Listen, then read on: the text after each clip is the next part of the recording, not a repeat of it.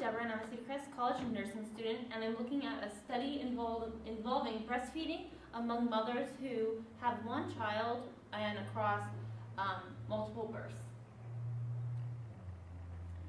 The purpose of this study is to look at the breastfeeding practice among first-time mothers and mothers who have multiple children, like I just said. And we really are focusing on this because we know that there are many public health benefits shown for breastfeeding, such as, there's a reduced infection risk for neonates and newborns, and that saves money for parents and hospitals because with breastfeeding they're decreasing this risk. And we really want to focus on breastfeeding and having a mother breastfeed for 6 months as a goal after they are born. Okay, so the research problem is to investigate maternal characteristics associated with breastfeeding initiation and success. So we have some questions to look at, and first we're going to look at hypotheses made by the researchers, and these focused on if they would be consistent with cesarean and vaginal births. If their hypothesis was that vaginal births are going to have less mothers who are going to try and initiate breastfeeding, and that breastfeeding would be consistent across women who had more than one child. The broader aims are to identify maternal and demographic and obstetrical characteristics associated with breastfeeding, and to examine patterns of breastfeeding initiation across multiple pregnancies for women. So this was a longitudinal cohort study, and like I said, it was a comparative study for vaginal cesarean section births, and also for moms that had one child or more than one, going up to 3. So subjects were enrolled in an MOAD, which is Mother's Outcome After Delivery Study, and this was beginning 5 to 10 years after the mother gave birth for the first time. Participants had to deliver at the Greater Baltimore Medical Center, and this was a hospital in Maryland, and it still obviously is a hospital in Maryland, with the 4th largest obstetrical service in the state of Maryland. To be eligible, women must have given birth to their first child at this medical center, and their charts were reviewed for this study, and also phone calls were made for eligibility to see if they could be involved in the study. Exclusion criteria: women could not be less than 15 or greater than 50. They couldn't have delivered earlier than 37 weeks. They couldn't have placenta previa, multiple gestation, known fetal congenital anomalies, stillbirths, prior myomectomy, and abruption. So here's a lot of information on this slide. It was looking at the study population and data collection. So we see that 858 people were enrolled in this study, and 351 of them were vaginal deliveries, with 507 of them being a cesarean section delivery.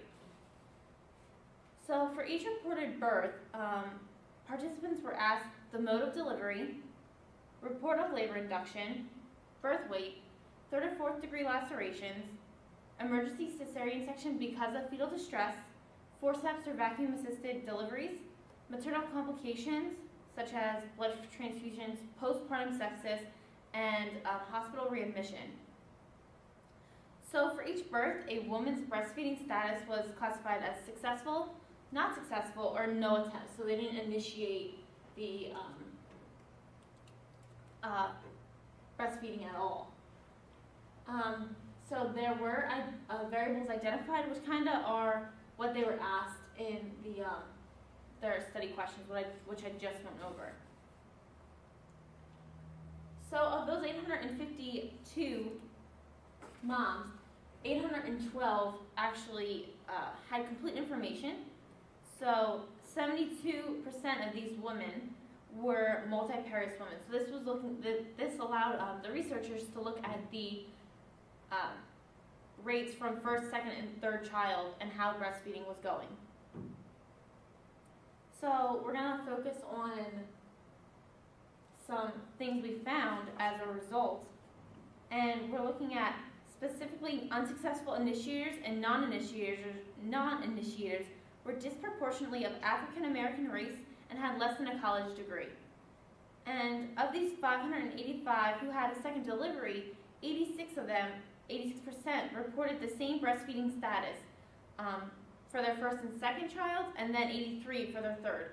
So we can see that this is a very high, and it has moderate to good breastfeeding practice was shown. And the strongest was in women who repeated either successful initiation or no initiation at all. So we saw that breastfeeding, if you were successful, that was continued through your children, and if you didn't try, you didn't try again. So that was very strong for this study. Also, unsuccessful breastfeeding attempts at index birth were associated with failure to initiate breastfeeding in subsequent births. So when we go into nursing implications, we're going to look at this because this is important for moms who are going to have other children, because we want them to be successful at first so they continue on through breastfeeding with their other children. We found that increasing birth orders showed that women were less likely to initiate breastfeeding, but more likely to succeed if they tried. So even though they didn't succeed in their first pregnancy, if they had more children, it would more likely happen and be more successful to breastfeed. So some discussion questions we looked at are looked at pattern of breastfeeding across multiple pregnancies. This is because women who are unsuccessful with breastfeeding their first child are less likely to attempt breastfeeding with their subsequent deliveries. An important finding also is that cesarean births did not impact breastfeeding, which was one of the researchers' hypotheses that it would. Mothers with a college degree had twice the odds of initiating breastfeeding than less educated mothers. So we want to look at that in this study because a lot of our mothers, I think over 70%, were educated with a college or graduate degree. So that had a high correlation in this study. And some issues. It did not suggest an association of breastfeeding practices in either maternal race or age.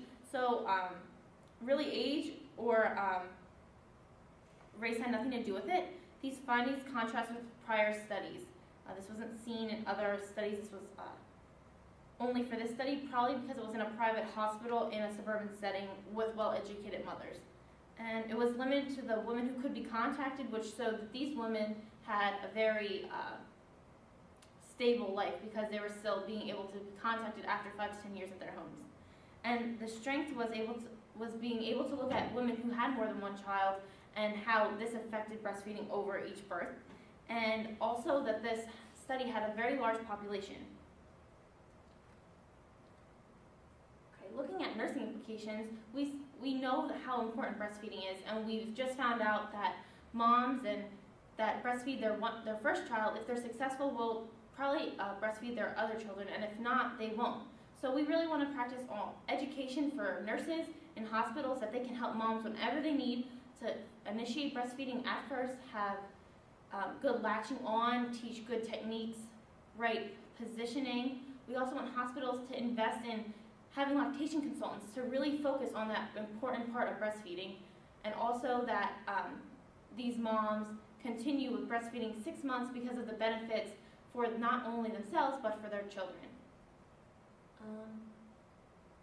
So overall, we see that breastfeeding is important, and really vaginal versus cesarean is a big deal, but cesarean mothers still do breastfeed just like vaginal delivering mothers.